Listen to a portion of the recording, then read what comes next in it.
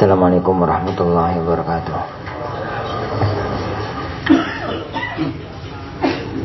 Alhamdulillahirabbil alamin, wassalatu wassalamu ala asyrafil anbiya'i wal mursalin nabiyina Muhammadin wa ala alihi wa ashabihi ajma'in.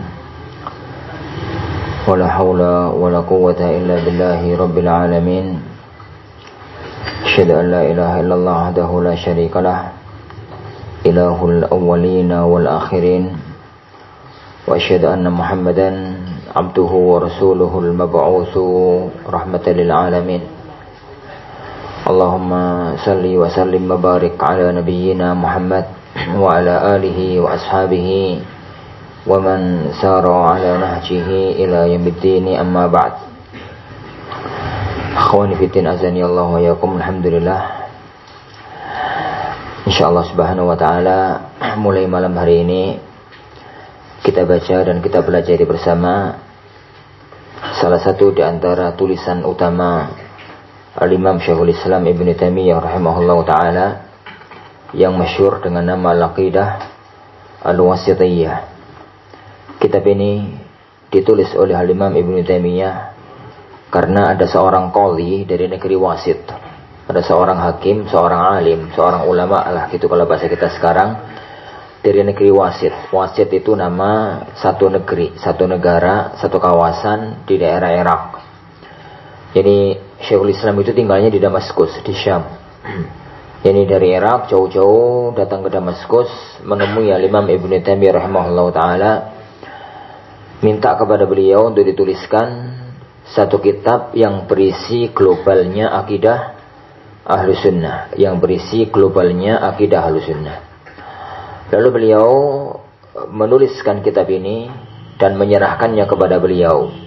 Karena yang memintanya adalah orang dari negeri Wasit, maka akidah ini beliau beri nama Al-Aqidah Al-Wasithiyah, jadi Al-Aqidah Wasithiyah. Jadi Imam Ibnu Taimiyah rahimahullah ta'ala mempunyai beberapa kitab, yang kitab itu kitab akidah yang dinamakan dengan nama daerah, mengikuti siapa yang minta. Beliau ada risalah At-Tadmuriyah. Jadi ada seorang qadhi, ada seorang alim dari negeri Tadmur. Tadmur itu juga dari kawasan Irak. Dia datang menghadap sama Imam Ibnu Taimiyah rahimahullah ta'ala. Beliau minta untuk dituliskan kaidah-kaidah seputar asma wa sifat dan qadar. Jadi lalu beliau mengatakan, duduklah, silakan duduk. Beliau mengambil kertas, mengambil pena, lalu menuliskan kaidah-kaidah tentang masalah asma wa sifat dan masalah seputar hukum atau masalah takdir. Dan risalah itu yang kemudian masyhur dengan nama risalah At-Tadmuriyah. Jadi risalah At-Tadmuriyah, risalah yang dituliskan oleh beliau untuk seorang qadhi dari negeri Tadmur. Yang mirip dengan itu juga adalah risalah Al-Hamawiyah. Risalah yani Al-Hamawiyah. Yani beliau itu juga menuliskan untuk seorang alim dari negeri Hamah. Yani sehingga dinamakan dengan negeri Ar-Risalah Al-Hamawiyah. Dan kalau kita membicarakan tentang kitabnya Ibnu Taimiyah yang berbicara tentang asma wa sifat, maka urut-urutannya adalah Wasithiyah. Setelah selesai Wasithiyah maka Risalah Al-Hamawiyah, dan setelah selesai Risalah Al-Hamawiyah maka adalah yani Ar-Risalah At-Tadmuriyah. Itu yani urut-urutannya. Tapi ana pertimbangkan kalau harus masuk ke Tadmuriyah karena pembahasannya jelimet dan berat. Kita insyaallah subhanahu wa ta'ala yani membaca bersama dan mempelajari bersama yani Ar-Risalah atau Al-Aqidah Al-Wasithiyah. Jadi Al-Aqidah Al-Wasithiyah sebagai kelanjutan dari kajian kita yang dahulu, yaitu Lum'ah Al-I'tiqad. Jadi Lum'atul I'tiqad, karena urut-urutan belajar akidah yang berkaitan dengan akidah imaniyah, berkaitan dengan masalah keimanan, bukan masalah uluhiyah dan rububiyah, maka dimulai dari Lum'ah Al-I'tiqad. Dimulai dari Lum'atul I'tiqad, lanjut ke Al-Wasithiyah. Al-Imam Ibnu Taimiyah rahimahullah ta'ala, Lum'atul I'tiqad telah kita pelajari dahulu oleh Imam Ibnu Qudamah rahimahullah. Yani kemudian kita lanjutkan yani ke Aqidah Al-Wasithiyah. Dan dalam masalah asma wa sifat, Aqidah Wasithiyah itu adalah kitab paling inti. Yani siapapun yang ingin untuk menguasai masalah yani akidah Ahlus Sunnah yang berkaitan dengan masalah keimanan, maka kuasailah Al-Aqidah yani Al-Wasithiyah. Kuasailah Al-Aqidah Wasithiyah. Karena sebelumnya itu coba membuka, setelahnya itu pengembangan. Setelah itu maka kita masuk yakni ke Ar-Risalah Al-Hamawiyah Al-Kubra dari Imam Ibnu Taimiyah, yakni juga baru setelah itu dilanjutkan ke Al-Aqidah At-Tahawiyah, Syarah Al-Aqidah At-Tahawiyah oleh Ibnu Abil Is. Yani atau mungkin sebelumnya adalah Al-Qawaid Al-Musla yang oleh Syekh Muhammad Ibn Shalih Al-Utsaimin rahimahullah taala. Selanjutnya adalah At-Tahawiyah, setelahnya baru Risalah At-Tadmuriyah. Setelahnya baru jadi Ar-Risalah At-Tadmuriyah. Setelah Risalah At-Tadmuriyah, maka kitab yang paling bagus adalah kitab Rudud. Kitab yang untuk membantah yang berkaitan dengan akidah-akidah atau syubhat-syubhat yang berkaitan dengan masalah akidah. Dan kitab yang paling bagus tahu ana adalah kitab Naqd Ad-Darimi ala Al-Marisi. Itu kalau kita belajar urutannya. Setelah itu, maka kitab puncaknya adalah Sawa'iqul Mursalah Ibnu Al-Qayyim Jauziyah rahimahullah taala. Baik, sekarang kita berada pada Al-Aqidah Al-Wasithiyah. Al-Imam, tulisannya Imam Ibnu Taimiyah rahimahullah taala, yang Anda katakan tadi sejarah penulisannya adalah beliau diminta oleh seorang alim dari negeri Wasit untuk menuliskan global akidah Ahlussunnah wal Jamaah yang berkaitan dengan masalah keimanan.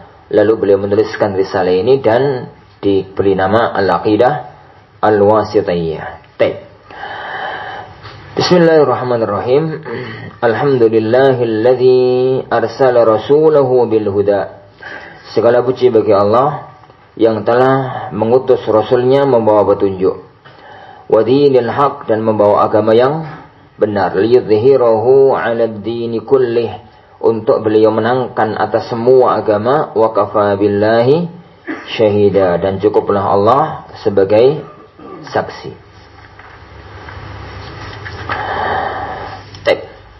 Wa asyhadu an la ilaha illallah, dan saya bersaksi tiada ilah, tiada Tuhan yang berhak disembah kecuali Allah, wahdahu la syarikalah, yang tiada sekutu baginya, iqraran bihi, dengan mengakuinya, wa tauhidan, dan mentauhidkannya.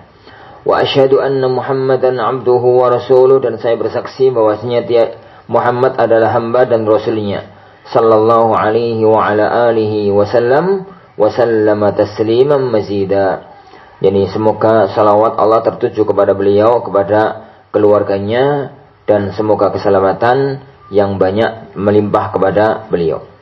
Beliau memulai kitab ini dengan Bismillahirrahmanirrahim.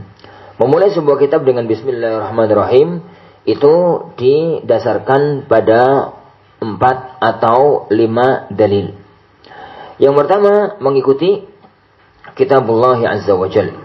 Yang pertama, jadi memulai kitab dengan basmalah itu karena mengikuti Kitabullah yani Azza wa Jalla. Karena semua surat-surat dalam Al-Quran itu Allah mulai dengan yani Bismillahirrahmanirrahim, kecuali satu surat, yaitu surat At-Taubah atau surat Bara'ah. Jadi surat At-Taubah atau surat Bara'ah.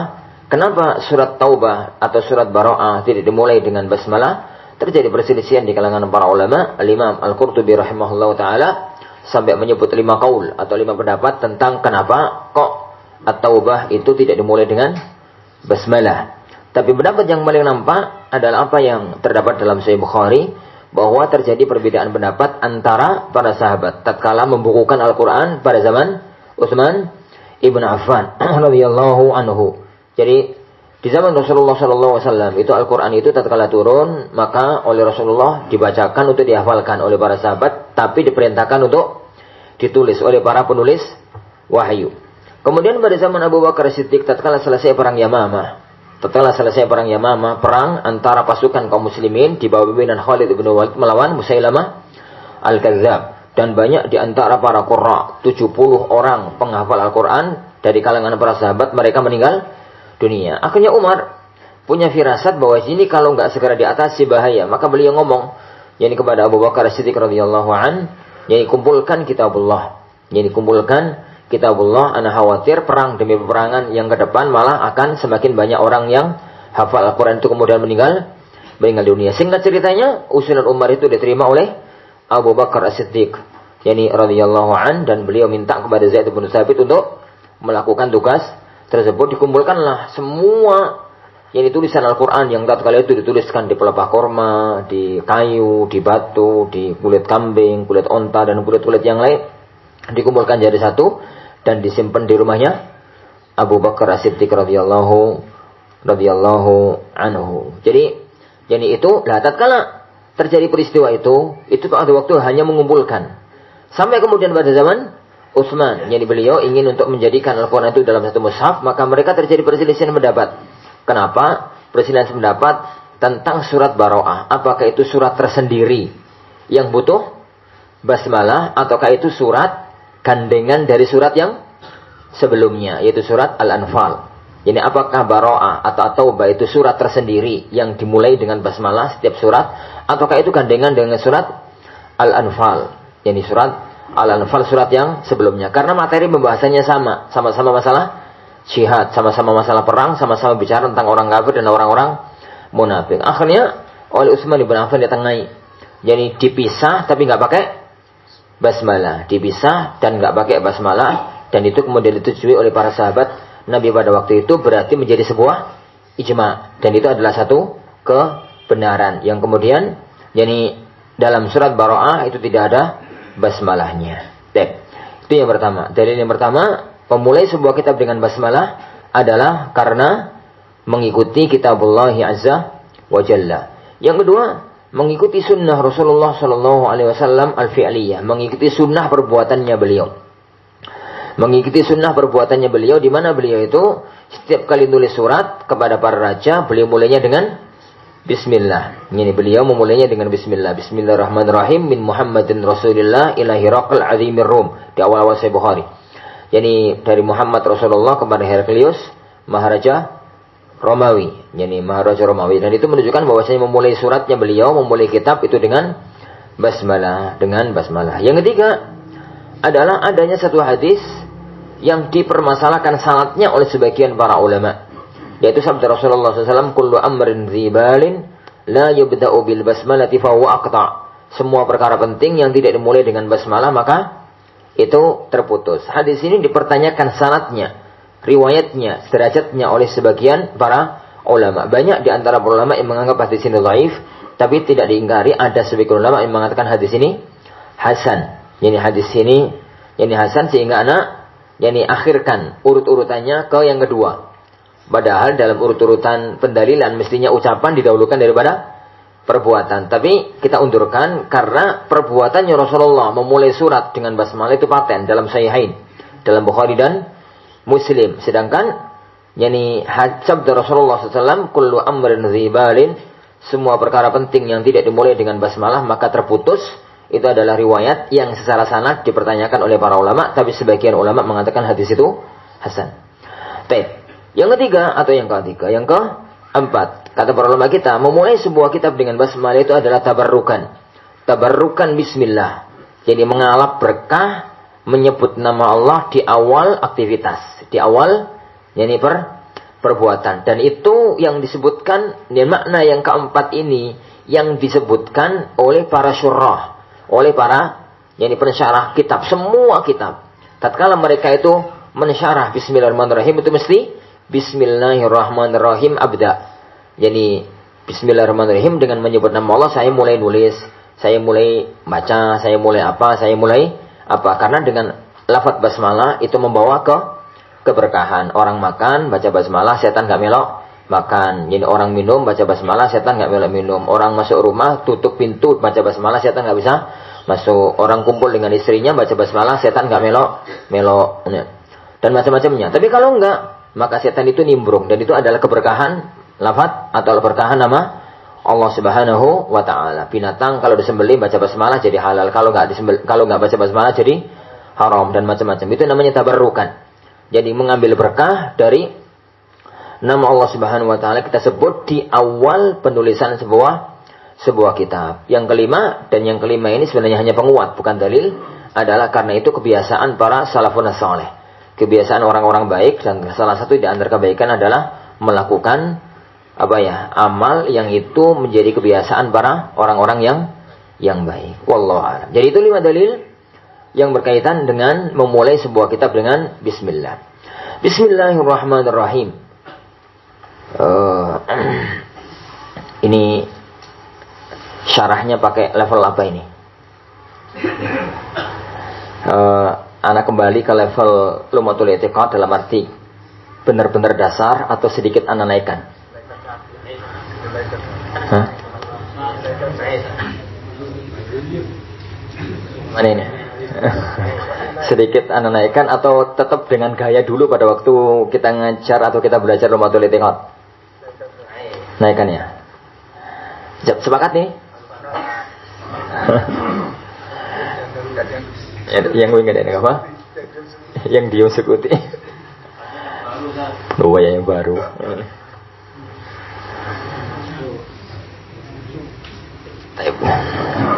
Memang kajian umum tuh repotnya di sini.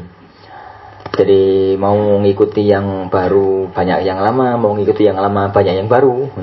Jadi akhirnya ruwet. Insyaallah pahamnya. Khair insyaallah. Ana naikkan dikit aja. Enggak sampai ke masail yang jelimetnya. Jadi masail yang jelimetnya itu butuh majelis khusus. Jadi masail yang jelimetnya itu butuh majelis khusus. Kapan-kapan kalau ada majelis Qawaidul Muslah itu nggak bisa dibuka umum. Jadi itu anak khawatir dibuka umum terus salah paham. Berabi. Berabi itu butuh majelis khusus. Ngomong apa mau? Oh bismillah. Bismillah. Bismillahirrahmanirrahim. Ini bismillah itu betul, aku kayak boleh ngomong jadi ragu-ragu. Ini bismillah tuh ya kawan, itu ba tambah isem. Baul jar tambah isem. Mestinya itu nulisnya ba terus alif terus sin terus mim. Tapi alifnya kebuang. Kenapa?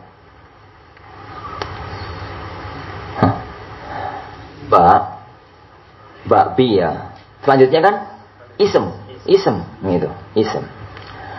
Kalau ba terus ketemu dengan hamzah wasal, mestinya hamzahnya masih ada, alifnya itu masih ada. Ini alifnya masih ada, tapi di sini dibuang. Dan dibuangnya itu hanya kalau nulis bismillahirrahmanirrahim. Kalau nulis bismi yang lain, alifnya tetap ada. Perhatikan firman Allah, Iqra bismi rabbikal ladzi khalaq. Lihat tulisan bismi rabbikal ladzi khalaq dalam mushaf. Bismi rabbikal ladzi khalaq dalam mushaf itu tulisannya ba alif sin mim. Ini. Pertanyaannya kenapa? Pertanyaannya kenapa? Cepat. Nanti waktu. Bener ya?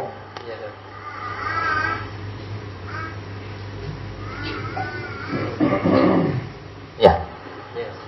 Iya, musuh aku salah. Iya. Ya. Bismi rabbikal ladzi khalaq itu ba terus alif terus sin. Alif itu kalau istilah kita ikhwan. Oh, istilah aslinya itu hamzah wasal. Jadi terus sin terus mim. Kenapa di sini dibuang? Di semua tulisan bismillah atau bismillahirrahmanirrahim alifnya dibuang. Kenapa? Li at-takhfif dalam dunia imla. Itu namanya li takhfif. Untuk menggampangkan. Karena nulis bismillah itu setiap saat, setiap detik, setiap waktu, setiap kondisi. Padahal alifnya tidak terbaca. Yani alifnya tidak terbaca. Karena alifnya tidak terbaca, maka yani sekalian dibuang. Untuk satu yang selalu dituliskan. Adapun kalau nulis sesuatu yang tidak sering, kayak bismi rabbika jarang-jarang, maka alifnya tetap ada. Alifnya tetap ada. Bismillah. Ini ya bismillah. Lanjut tuh. Anak pakai cara ini lanjut. Sing anak-anak Al-Furqan lanjut. Kabai meneng. Terus lanjut apa wis. Sekali ini, terus esok sampean terserah. Ngono ya. Ini bismillah. Ism yang kita terjemahkan dengan nama itu ada dua kemungkinan. Bisa dari kata-kata ism. Kenapa disebut dengan ism? Bisa jadi karena orang itu merasa tinggi dengan namanya.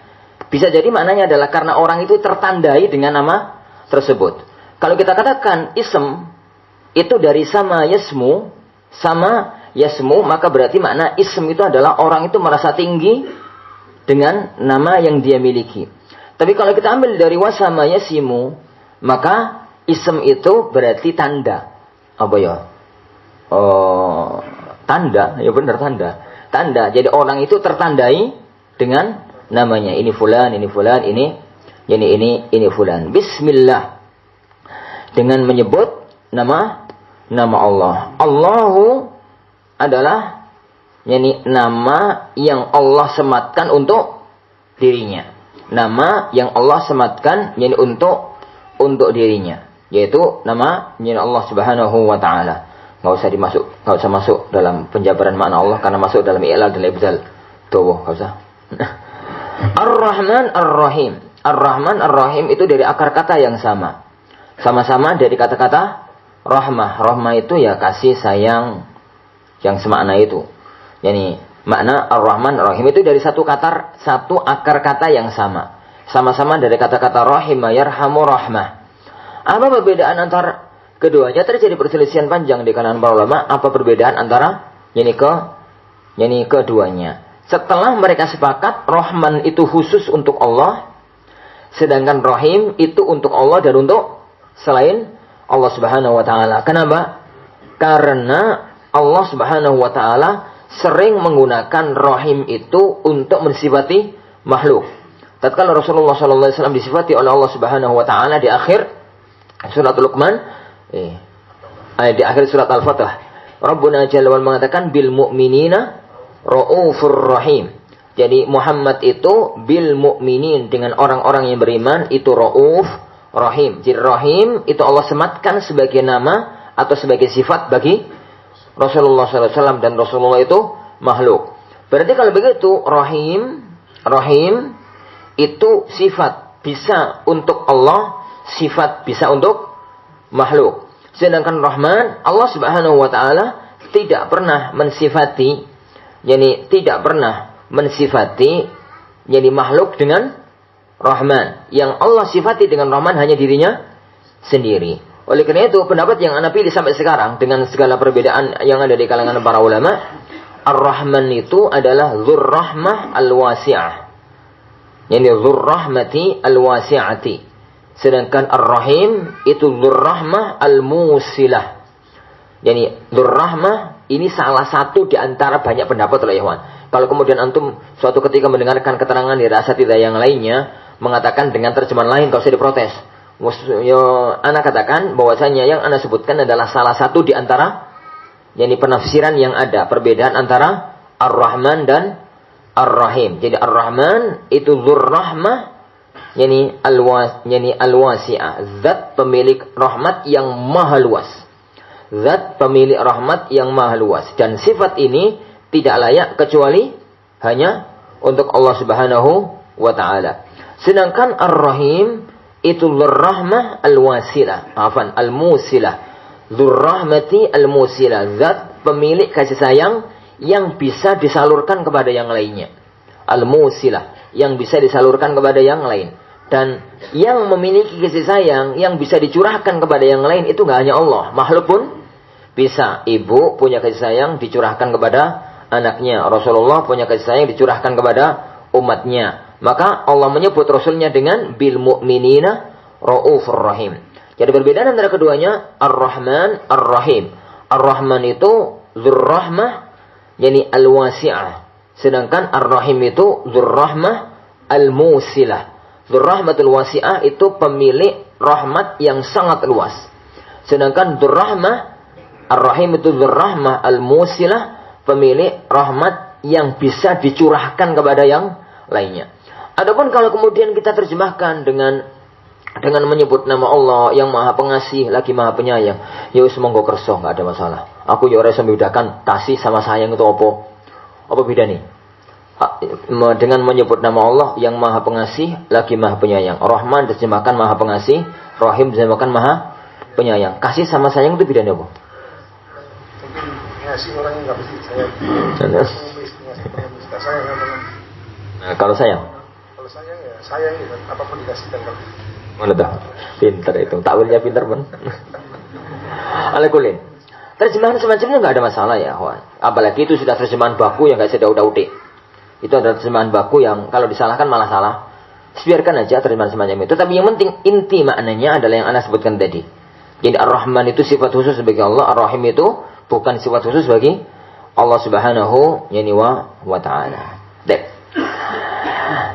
Alhamdulillahilladzi arsala rasulahu bil huda. Alhamdulillah. Segala puji bagi Allah. Yani kalau kita terjemahkan alhamdulillah mesti segala puji bagi Allah. Yani ikhwah yang ngerti nahwu akan tanya, di mana Ustaz kata-kata kul? Kono kata-kata kulul hamdulillah unraono. Yani kok tiba-tiba terjemahannya segala puji bagi Allah. Dari mana diambilnya? Dari al. Al di situ al istighraqiyah. Yani al yang menunjukkan kata semua. Al yang menunjukkan kata segala. Dalam istilah nahwunya itu al istighraqiyah. Alhamdu segala puji yani bagi Allah. Yani semirip-mirip ya kawan. Yani wal asr innal insana lafi khusr. Itu kan di kitab terjemahan Al-Qur'an. Terjemahan makna Al-Qur'an itu adalah sesungguhnya semua manusia dalam yani kerugian. Ngono ku ora usah diprotes. Ora usah diprotes. Mana semua manusia, insan itu kan mufrad, sesungguhnya satu orang manusia. Kekor-keruan kemalahan. Yani enggak kor-keruan malahan. Yani karena di situ ada al dan al itu al istighraqiyah yang memberikan arti semua, seluruh, segala. Alhamdulillah segala puji hanya untuk Allah. Apa itu artinya alhamd?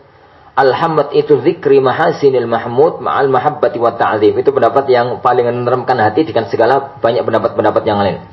Yani zikru mahasinil mahmud ma'al mahabbati wa ta'zim. Menyebut kebaikan yang dipuji disertai rasa cinta dan pengagungan. Jadi menyebut tatkala kita mengatakan subhanallah, alhamdulillah, la ilaha illallah, Allahu akbar, itu kan sifatnya pujian.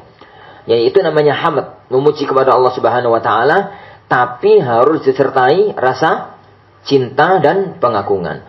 Kalau cuma sekedar di lisan tanpa ada cinta dan pengagungan, itu bukan hamd namanya. Itu dalam bahasa Arabnya namanya madah. Namanya madah, madaha. Hamida itu memuji, madaha juga memuji. Bedanya kalau ini ungkapan pujian itu disertai hati cinta dan mengagungkan, itu namanya hamd, hamida. Tapi kalau ungkapan pujian itu tanpa disertai rasa cinta dan pengagungan, maka itu bahasa Arabnya adalah madaha. Sama-sama dalam bahasa Indonesianya namanya puji. Ini memuji, itu juga memuji. Alhamdulillah alladzi arsala rasulahu, yang mengutus rasulnya. Siapa itu rasul? Yani ada istilah rasul, ada istilah nabi. Ada istilah rasul, ada istilah nabi. Yani dalam mazhab jumhur para ulama, rasul itu man yani uhiya yani rajulun uhiya biwahyin yani wa umira bitablighihi, seorang laki-laki yang diberi wahyu kemudian diperintahkan untuk menyampaikannya. Sedangkan nabi itu seseorang yang diberi wahyu yani tapi tidak ada syariat, tidak ada perintah untuk menyampaikan. Itu masyhur, itu pendapat yang paling masyhur di kalangan para ulama. Tapi pendapat ini dikritisi oleh sebagian para ulama-ulama kita. Jadi perbedaan antara nabi dan rasul itu ada 3 pendapat di kalangan para ulama. Yang pertama, mereka mengatakan tidak ada perbedaan antara nabi dan rasul. Nabi ya rasul, rasul ya nabi. Tapi pendapat ini bermasalah. Kenapa? Kenapa? Karena Rasulullah SAW jelas-jelas membedakan antara nabi dan rasul. Di hadis apa? Di hadis doa tidur. Di hadis doa tidur. Tatkala Rasulullah SAW mengajarkan di akhir hadis itu, wa bi nabiyyika alladhi arsalta, wa bi nabiyyika yani alladhi arsalta. Maka Rasulullah mengatakan kepada yang diajarkan itu, ulangi kepada Anas ulangi yani doa tadi. Beliau baca sampai di ujungnya, beliau mengatakan wa bi rasulika alladhi arsalta. Lafaz nabi diganti oleh Anas dengan wa bi rasulika. Rasulullah mengatakan wah gitu, wa bi nabiyyika alladhi arsalta. Seandainya nabi dan rasul itu sama, mestinya ini tidak dipermasalahkan oleh beliau sallallahu alaihi wa ala alihi wasallam. Itu pendapat yang pertama. Pendapat yang kedua, pendapat jumhur tadi. Pendapat mayoritas para ulama, mereka mengatakan rasul dan nabi itu bedanya sama-sama diberi wahyu. Bedanya rasul itu diperintahkan untuk menyampaikan, nabi itu tidak ada perintah untuk menyampaikan. Tidak ada perintah untuk menyampaikan. Pendapat yang kedua ini pun bermasalah. Jadi meskipun itu mazhab jumhur. Titik masalahnya dari mana? Loh, orang yang diberi wahyu kok gak diperintahkan untuk menyampaikan itu piye to? Wong gak wabi wae kalau punya ilmu harus disampaikan. Ada orang berbuat kemungkaran gak disampaikan, ada orang tanya gak dijawab dan macam-macam, itu malah terancam. Ini hanya sekedar alim, apalagi ini seorang nabi, Maka karena pendapat yang kedua pun sedikit bermasalah, maka akhirnya muncul pendapat yang ketiga. Sebagian ulama mengatakan perbedaan antara nabi dan rasul itu bukan itu. Mereka mengatakan, pendapat yang ketiga mengatakan nabi itu, rasul itu adalah seorang yang Allah berikan wahyu kepadanya, diperintahkan untuk menyampaikan dan membawa syariat sendiri. Jadi membawa syariat tersendiri yang diberikan oleh Allah Subhanahu wa taala. Sedangkan nabi itu orang yang Allah beri wahyu dan diperintahkan untuk menyampaikan wahyu itu kepada umat, tapi beliau itu hanya melanjutkan syariat yang sebelumnya. Dan itu yang dikuatkan oleh penulis kitab ini, Al-Imam Ibnu Taimiyah rahimahullah taala dalam kitabnya An-Nubuwat. Beliau mengatakan yang ketiga ini yang paling pas kata beliau. Tapi bukannya tanpa cacat. Ini bukannya tanpa cacat. Kenapa? Ya ada aja masalah. Jadi orang-orang yang disebut sebagai rasul, tapi jadi mengikuti syariat yang sebelumnya. Harun misalkan, itu ikut Nabi Musa, tapi namanya rasul. Namanya juga rasul. Akhirnya sing bener sing di Bu. Jadi Ismail ikut Nabi Ibrahim, tapi beliau tetap namanya rasul. Ishak ikut Ibrahim, namanya juga tetap rasul. Jadi katanya bawa syariat yang baru, enggak juga. Jadi akhirnya sing bener yang mana? Bu. Ini yang pertama bermasalah, yang kedua bermasalah, yang ketiga juga ini bermasalah. Ngono wae ruwet sebarno. Jadi pokoknya ini ya Wan, intinya itu. Jadi nabi dan rasul itu perbedaannya enggak paten. Jadi yang selama ini menyebar ke permukaan itu adalah dalam mazhab jumhur. Dalam mazhab mayoritas para ulama yang mengatakan nabi itu diperintahkan rasul itu diperintahkan untuk menyampaikan, nabi itu tidak diperintahkan untuk menyampaikan. Itu yang kondang, itu yang masyhur di kalangan para ulama-ulama kita, tapi bukannya tanpa masalah. Jadi itu bukannya tanpa masalah. Kenapa ya, Wan? Semua perbedaan itu berarti memang ono masalah. Ini ono masalah kan jadi ijma. Ini ono masalah itu berarti enggak akan ada perbedaan. Ono masalah perbedaan apa nih? Selagi masih ada perbedaan berarti memang masalah itu perlu didiskusikan. Akhirnya ada yang mengatakannya, ada yang mengatakan semacam itu. Wallahu a'lam. Setahu anak ketiga itu. Setahu anak. Mungkin ada yang lain tapi anak enggak tahu. Alladzi arsala rasulahu bil huda, mengutus rasulnya Muhammad sallallahu alaihi wasallam bil huda, dengan membawa hidayah, membawa petunjuk. Rasulullah SAW itu membawa dua hidayah. Yani Allah mengutus beliau itu dengan membawa hidayah. Hidayah apa ini, Ikhwan? Hidayatul irsyad. Afwan, anda salah ngomong tadi. Rasulullah itu yang diutus oleh Allah Subhanahu wa taala dengan membawa hidayah. Hidayah irsyad. Hidayah petunjuk. Kan hidayah itu ada dua. Ada hidayatul irsyad wal bayan. Ada hidayatul taufik wal ilham. Hidayah petunjuk ya, Ikhwan. Hidayah itu kan petunjuk kalau bahasa Indonesianya. Itu ada dua. Ada hidayatul al-irsyad wal bayan. Hidayah dalam arti jelas nih. Ujangan, petuah, nasihat, yang semacam itu hidayah, dan itu hidayah yang dimiliki oleh Rasulullah Sallallahu Alaihi Wasallam. Karena Rasulullah Sallallahu Alaihi Wasallam itu dikatakan oleh Allah Subhanahu Wa Taala, yani innaka latahdi ila siratim mustaqim, sesungguhnya engkau yani pasti memberi petunjuk ke jalan yang lurus, ke jalan yang lurus. Itu hidayah. Nah, hidayah yang kedua itu adalah hidayah at-taufik. Sebagian ulama mengistilahkan itu hidayah itu taufik wal ilham. Hidayah taufik, hidayah dalam arti orang itu bisa menerima kebenaran. Jadi yang kita omongi tadi bisa menerima kebenaran. Itu murni milik Allah Subhanahu wa taala. Rasulullah SAW saja tidak mampu, jadi tidak memilikinya. Maka tatkala Rasulullah sudah berjuang sekuat tenaga, jadi untuk mengislamkan pamandanya, tetap akhirnya pamannya mati dalam kondisi yani kafir. Jadi lalu yani turun firman Allah Subhanahu wa taala, "Innaka la tahdi man ahbabta walakinallaha yahdi man yasha." Kamu itu wahai Muhammad enggak bisa memberikan petunjuk siapa yang kau kehendaki, yani siapa yang kau cintai, tapi Allah memberikan petunjuk kepada siapa yang Allah kehendaki. Jadi al-huda di sini arsala rasulahu bil huda. Huda di sini artinya adalah hidayatul irsyad. Yani hidayah dalam arti Allah ngutus nabinya untuk ngasih petunjuk, dalam arti menjelaskan, menjabarkan, menerangkan, ngasih petuah, ngasih nasihat, begitu. Lah, apakah orang yang diberi nasihat itu menerima? Itu urusan Allah Subhanahu wa taala. Abu Lahab itu kurang apa nih? Abu Lahab itu kurang apa nih? Abu Lahab itu dadi wong kafir ku gak pantes. Tapi yo nasibe. Jadi gak pantes plus dadi wong kafir itu. Pertama, tatkala Abdullah meninggal dunia. Abdullah itu siapa? Ayahandanya Rasulullah SAW meninggal dunia. Itu di antara paman-pamannya Rasulullah yang paling open itu Abdullah. Yang paling open karo Aminah, ibunda beliau itu Abu Lahab. Open bang. Jadi ya dalam bahasa sejarah itu ya sering takon, ya kayak duwe, ngono ya. Pokoknya semacam itulah. Open bukan berarti arep nikah yo. Pokoknya open gitu karena iki sedang mengandung yani ponaane, sedang mengandung ponaane. Begitu Rasulullah SAW Muhammad kecil itu meninggal dunia, lahir, itu orang yang paling senang di antara semua keluarga besarnya itu Abu Lahab. Saking senangnya Suwaibah langsung dimerdekakan. Suwaibah itu budake Abu Lahab, langsung dimerdekakan.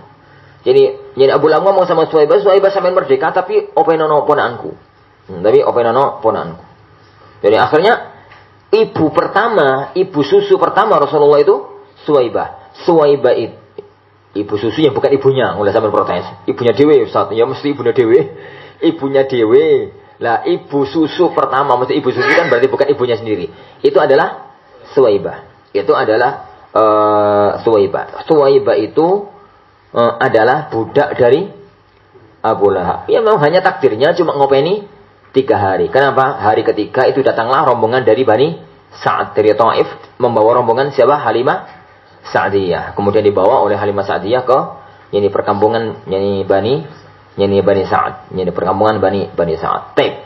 Setelah yani Muhammad agak dewasa, Abu Lahab itu juga yang sangat perhatian. Hanya dia itu enggak ditunjuk oleh Abdul Muthalib untuk ngopeni Muhammad. Yang ditunjuk oleh Abdul Muthalib, kakeknya, untuk ngopeni Rasulullah kecil itu adalah pamannya Abu Thalib. Sehingga Abu Lahab ya sudah banyak berkecimpung karena sudah dibawa ke perawatan nyin Abu Thalib. Begitu nikah, kemudian punya anak. Saking kepingin nih Abu Lahab itu nyambung hubungan kekerabatan kembali dengan ponaannya itu, maka dia ngelamar 2 putrinya, Ruqayyah sama Ummu Kulsum. Ruqayyah sama Ummu Kulsum itu kan selisih setahun. Jadi yo roto-roto kembar gitu, agak-agak kembar. Kebetulan tatkala itu Abu Lahab punya anak, yani Utbah dan Utaibah. Akhirnya Utbah nikah dengan Ruqayyah, Utaibah nikah dengan Ummu Kulsum. Jadi statusnya Abu Lahab itu paman yoyo, besan yoyo. Paman karo besan. Gak satu lagi, tapi loro. Jadi Utbah ibnu Abi Lahab itu nikah sama Ruqayyah, dan Utaibah ibnu Abi Lahab itu nikah sama Ummu Kulsum. Jadi sama Ummu Kulsum. Iku kelas sangat tinggi itu, kalau apalagi di dalam dunia Arab. Ya. Singkat cerita, itu kan hanya gara-gara apa ya gitu itu. Dikatakan apa istilahnya ngono. Rasulullah SAW diperintahkan oleh Allah Subhanahu wa taala untuk dakwah secara terbuka. Yani diperintahkan oleh beliau sallallahu alaihi wasallam oleh Allah Subhanahu wa taala dakwah secara terbuka. Beliau naik Bukit Safa. Safa itu kan tempat nongkrongi siapa? Quraisy. Saiki ngono ya warung WFI ngono. Pokoknya tempat nongkrong. Orang-orang Quraisy itu paling senang nongkrongan itu di Safa. Kenapa? Karena itu bukit yang paling dekat dengan Ka'bah, dengan Baitullah. Dan mereka itu orang-orang Arab tuh senang banget kalau nongkrongnya itu di sekitar Baitullah, di sekitar Baitullah. Beliau itu naik ke atas Bukit Safa, memanggil orang-orang Quraisy, ya ma'syara Quraisy, wahai Bani Hashim, wahai Bani Makhzum, wahai Bani dikumpulkan semua. Begitu datang, yani mereka semuanya ngumpul. Yani ternyata yang manggil adalah Muhammad. Lalu Rasulullah SAW mengatakan, yani seandainya, wahai sekalian manusia, seandainya aku katakan bahwasanya di belakang bukit ini itu ada pasukan berkuda yang siap menyerang kalian. Pasukan berkuda zaman itu Kopassus. Pasukan khususnya. Yani pasukan elit, yani pasukan elit satu negara. Jadi apabila aku katakan di belakang ini ada pasukan berkuda siap menyerang kalian, kalian percaya apa enggak? Maka mereka mengatakan majarobna alikal kadzib. Kamu itu enggak pernah ketahuan berdusta. Kami percaya. Lalu Rasulullah mengatakan, saya sampaikan kepada kalian bahwasanya aku adalah utusan Allah Subhanahu wa taala yang memberikan berita gembira, memberikan berita peringatan. Abu Lahab nawasu. Yo pamane, yo bisane nesu. Jadi beliau atau tatkala itu Abdullah mengatakan, ya Muhammad alihada jamadana, wa Muhammad, hanya karena inikah kamu itu woro-woro ngumpulkan kami semua. Tabballaka ya Muhammad, celaka kamu wahai Muhammad. Turunlah firman Allah Subhanahu wa taala, tabbat yada abi lahabi wa tab. Begitu dibaca oleh Rasulullah, Abu Lahab nawasupol. Ini nasune pol gitu ya. Yani sampai kemudian dia menjadi musuh bebuyutannya Rasulullah sallallahu alaihi yani wa ala alihi wa wasallam. Ngomong apa ndak adik ini mau? Ini ya. Ngomong apa adik? Ada Abu Lahab. Oh hidayah ya. Jadi ya. Arsala rasulahu bil huda wa dinil haq, dengan petunjuk dan membawa agama yang benar, agama Islam. Karena inna dina indallahi al-Islam, agama yang Allah ridhai hanyalah agama Islam. Liyudhhirahu 'ala dini kullih, untuk menampakkannya, memenangkannya atas semua agama. Islam itu ya akhwan pasti menang. Tapi kemenangannya bisa jadi kemenangan ajaran dan kemenangan fakta. Zuhur dalam arti fakta, menang. Bisa jadi kemenangannya hanya kemenangan ajaran, tapi tidak kemenangan yani zuhur. Zuhur itu kemenangan fakta lapangan. Ya kok zaman sekarang. Bagaimanapun juga Islam itu tetap yang menang. Al-Islam itu ya'lu wa la yu'la. Islam itu yang tertinggi, tidak ada yang meningginya. Dari sisi ajarannya, bukan dari sisi yani kaum musliminnya. Kaum musliminnya bisa saja kalah, tapi Islam akan tetap tinggi. Wa kafa billahi syahida, dan cukuplah Allah itu sebagai saksi, jadi atas bahwasanya Muhammad itu adalah seorang rasul. Islam itu adalah agama yang benar. Wallahu a'lam. Insyaallah sebenarnya terakhir lagi. Tuh, silakan. 2 jam 8. Insyaallah subhanahu wa taala. Kita bertemu depan. Ya sudah. Lanjut dengan cara ini ya. Katam-katam Bu. Apa ya? Ya dalam arti kalau anak bablasnya bisa tadi. Ini, tapi lanjut dengan cara ini, anak naikkan lagi atau anak turunkan? Naikkan lagi itu. Ya sudahlah, dengan cara ini aja. Jadi kita tidak menerangkan wasitiyah di level dasarnya, tapi anak tidak akan masuk pada wasitiyah di tataran yang tinggi. Ya di tataran itu aja lah. Di tataran itu aja insyaallah.